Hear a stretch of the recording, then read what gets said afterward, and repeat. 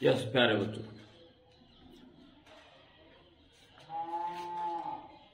एक ही स्प्रिंग से दो दो ब्लॉक अगर वाइब्रेट कर रहे हों तो कैसे इसका टाइम पीरियड, फ्रीक्वेंसी एटसेट्रा निकलेगा।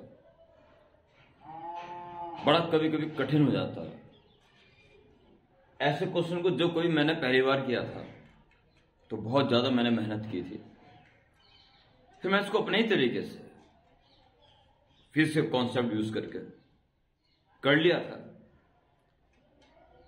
पर उस मेथड को आगे बढ़ाते बढ़ाते एक कॉन्सेप्ट क्लियर हो गया था कि इन दो मास के बदले अगर हम एक ही मास ले लें, वो कितना लें कि वो वही काम करे जो ये दोनों मिलकर इस तरह कर रहे हैं। इस सिस्टम की जो फ्रीक्वेंसी है या जो टाइम पीरियड है, इन दोनों ब्लॉक के बदले केवल एक ही ब्लॉक लें और उसका टाइम पीरियड फ्रीक्वेंसी वही हो। वो कितना मास लें, उस मास को अकेले ही इससे ज्वाइन करके दूसरे एंड को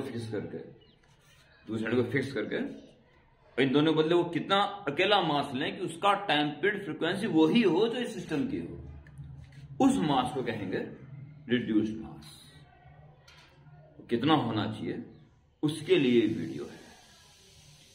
इसका कॉन्सेप्ट मैं आपको अपने हिसाब से क्लियर कराने जा रहा हूं।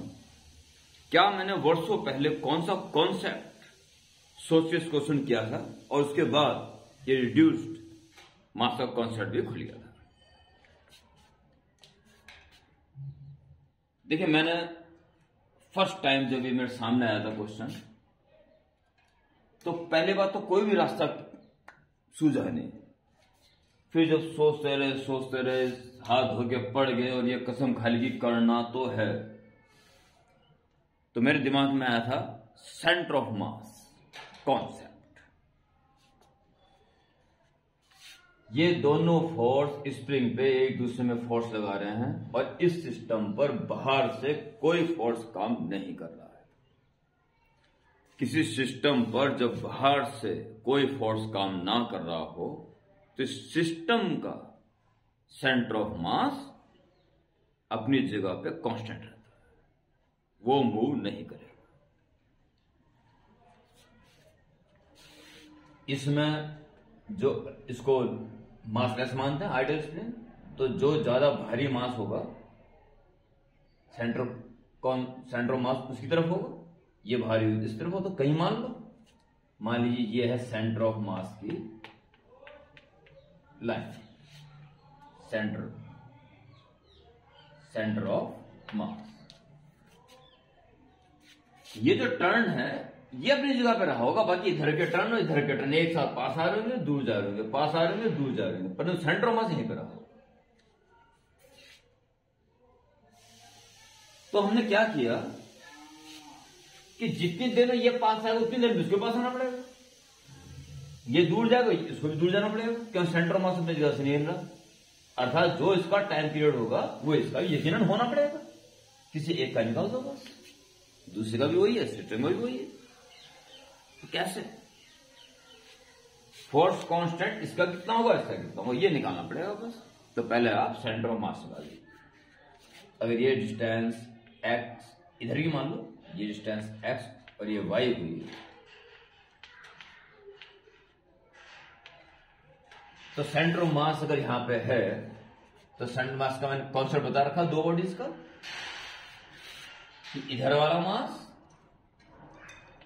इनटू इसकी distance should be equal to उधर वाला मास इनटू उसकी distance. Concept of centre of मास,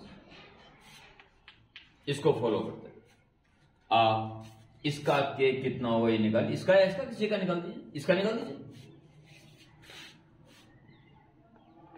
के डैश मान लीजिए, कैसे निकलेगा देखिए। ये कॉन्सेप्ट आपको पता है कि स्प्रिंग के जितने टुकड़े कर दिए जाएं इक्वल, उतने ही टाइम उसका फोर्स कांस्टेंट इंक्रीज होता है। तो x plus Y total length तो यूनिट लेंथ वन लेंथ के अगर कर देंगे तो एक्स प्लस वाई टुकड़े होंगे, तो हर एक का एक्स प्लस वाई टाइम्स हर एक टुकड़े, उसमें से यूनिट लेंथ के हर एक का फोर्स कांस्टेंट ये हो जाएगा। तो एक्स लेंथ का कितना हो जाएगा, एक्स टाइम्स हो जाएगा। सीरीज जोड़ते हैं तो लूज जाता हो, कट करते हैं तो उतने टाइम्स ज्यादा हो जाता है, ज्वाइन करते हैं तो उतना ही टाइम्स कम हो जाता है। डिवाइड बाय दिस, तो divide by x, it is के डैश। अगर आपके दिमाग में आया हो ये तो प्रयास करना इसको समझने का। पहले हमने एक्स प्लस वाई टुकड़े कर दिए पूरे वन यूनिट लेंथ के, तो पर यूनिट लेंथ का इतना आ गया, और ऐसे ऐसे आपने एक्स लेंथ प्लस कर दी तो डिवाइड बाई एक्स कम हो जाता है। ये फोर्स कांस्टेंट इस वाले पार्ट का, उसको भी निकाल सकते थे। तो अब आप टाइम पीरियड निकाल सकते हो। So time period 2 pi under root M upon के, एम है m1 और क्या है इस पार्ट का। जैसे मान लो यहां से बंधा हुआ है, ये पॉइंट नहीं हिल रहा है, ठीक है, इधर का अलग वाइब्रेट कर रहा है, इधर का अलग वाइब्रेट कर रहा है, same amplitude, sorry same time period. तो इसका के कितना है, के डैश। ओके, अब यहां निकालना शुरू कर दीजिए। T is equal to 2 pi under root m1 upon, इतना आपके स्क्रीन में आना चाहिए, कोई दिक्कत ना हो, ठीक है, मैं ध्यान रखूंगा। के डैश है जी आपके पास x plus y k upon x. Okay, 2 pi under root m1 upon k divide by x, ऊपर भी नीचे, ऊपर कट गया 1 plus y by x. We have to remove both x and y. 2 pi m1 upon 1 plus y upon x, y upon x is m1 upon m2, m1 upon m2 के t is equal to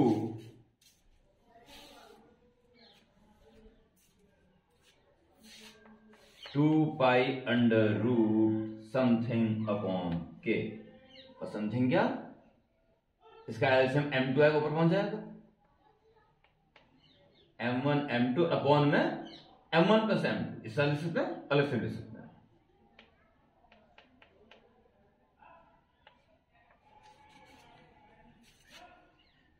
अगर इसको हम 2 pi under root m upon k से compare करें तो ऐसा लग रहा है कि इस सिस्टम के बदले, आप इसको देख ले, अब जरूरत नहीं है इसकी, इस सिस्टम के बदले same spring means force constant के का एक एंड को फिक्स कर दें और दूसरे एंड में इन दोनों के बदले m1 m2 upon m1 plus m2 मास लगा दें, तो इसका टाइम पीरियड कितना होता है भाई, 2 pi under root m upon k m1 m2 upon m1 plus m2 upon के, या यहां लिख दो सेम। तो इसका मतलब यह हुआ, कॉन्सेप्ट ये हुआ कि इस सिस्टम के बदले इसी स्प्रिंग का एक एंड फिक्स करके और इन दोनों मास के बदले यह वाला मास अगर लेना है तो उसका टाइम पीरियड वही आएगा जो इस सिस्टम का है। तो कुल मिला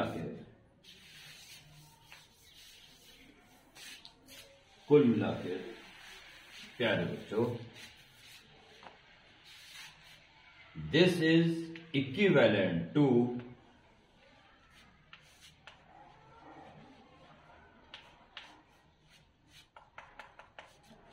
same spring m1 m2 upon m1 plus m2। So reduced mass formula,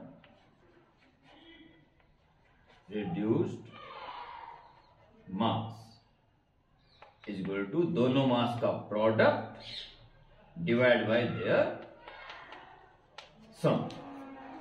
okay, ये था प्यारे बच्चों एक कॉन्सेप्ट, और इसी वीडियो में एक बहुत बेहतरीन क्वेश्चन, तो इसी कॉन्सेप्ट पर मैं करके दिखाऊंगा। आपको कॉन्सेप्ट भी मौजूद हो जाएगा, बेहतर क्वेश्चन भी हो जाएगा, और यकीनन ये वीडियो आपके लिए फायदेमंद होगी। देखिए, इसमें बेस्ड एक कॉम्पिटिटिव लेवल का न्यूमेरिकल।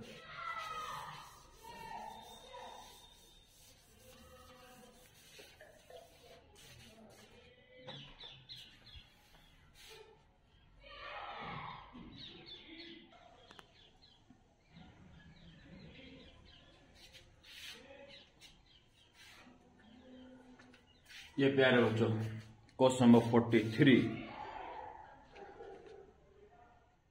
ये क्वेश्चन पढ़ लेना आपके लिए अच्छा रहेगा। एकदम से दिमाग खराब होता है क्वेश्चन देख के, पर है कुछ भी नहीं, सिंपल। ये क्वेश्चन आपके सामने पढ़ रहा हूं, सो देख के। A block of mass 1 kg is placed inside a car of mass 5 kg। 5 kg car है, इसके अंदर 1 kg का ब्लॉक रखा हुआ है। As so block can slide smoothly along horizontal direction. Block can slide smoothly along horizontal direction. The block is displaced slightly and release. Time period oscillation is smoothly, no friction. ये इससे अपने साथ नहीं ले जा सकता और ना ही ये इसको चलने से रोक सकता है। जरा सा सरका के छोड़ दिया गया है। टाइम ऑफ ऑसिलेशन क्या होगा, टाइम पीरियड ये निकालना है। और मैंने आपसे बताया था कि ये क्वेश्चन इस कारण से मैं बता रहा हूं कि रिड्यूस्ड मास का कॉन्सेप्ट क्लियर हो। Ready for this? अगर ये जरा सा उधर सरका हुआ हो तो ये स्प्रिंग दबेगा, खुलने के लिए इस पे उधर फोर्स लगाएगा। ये स्प्रिंग खींचेगा, वापस आने के लिए ये भी उस पे फोर्स लगाएगा। अगर इसको उधर ले जा लिया तो उससे उधर फोर्स लगेगा।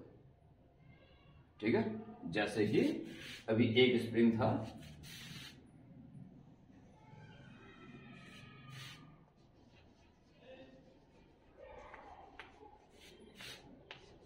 कि इसको उधर दबाएंगे, उसको उधर जाना पड़ेगा। वही केस हो रहा सेम टू सेम। बस एक तो है 1 kg का और एक है 5 kg का। भाई इसको उधर सरकाएंगे, वो उधर जाएगा ना दबने के बाद, वो एक नहीं हो रहा। इसे इधर सरकाएंगे तो ये दबेगा, खुलेगा, दोनों उसको भी उधर जगह लेंगे। इस केस के में जब स्प्रिंग इस तरह जुड़े हुए हों तो इफेक्टिव कांस्टेंट हो जाता है, इफेक्टिव फोर्स कांस्टेंट K1 का plus K, hence K plus K 2K is the simplest diagram. Simplest diagram में सिंपलर डायग्राम, सिंपलेस्ट अब बनेगा आज के कॉन्सेप्ट। ये बात क्लियर होगी? और अब सिंपलेस्ट मैंने अभी बताया था कि अगर ऐसी स्थिति हो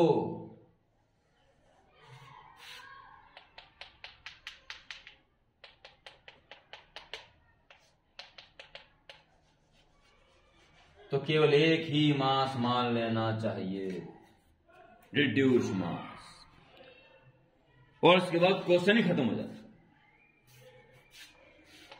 ठीक है, एंड रिड्यूस्ड मास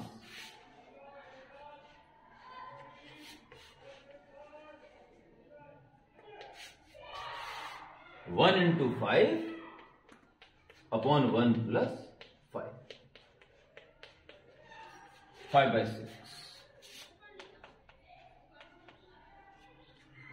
ओके, और अब बच्चा निकल लेगा एक स्प्रिंग तो है, अब एक स्प्रिंग मास का आप टाइम पीरियड जानते हो 2 पाई अंडर m अपॉन के। m कितना है 5/6 और k कितना है 2k।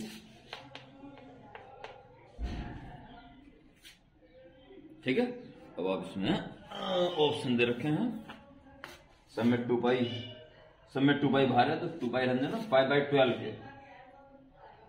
यस, ऑप्शन 2 एक ऑप्शन सही है।